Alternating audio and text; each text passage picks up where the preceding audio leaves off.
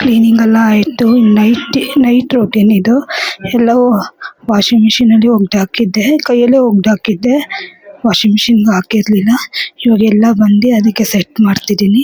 Sofa covers ಪ್ರತಿಯೊಂದು ಒಗ್ದಾಕಿದ್ದೆ, ಎಲ್ಲ clean ಆಯ್ತಲ್ಲ.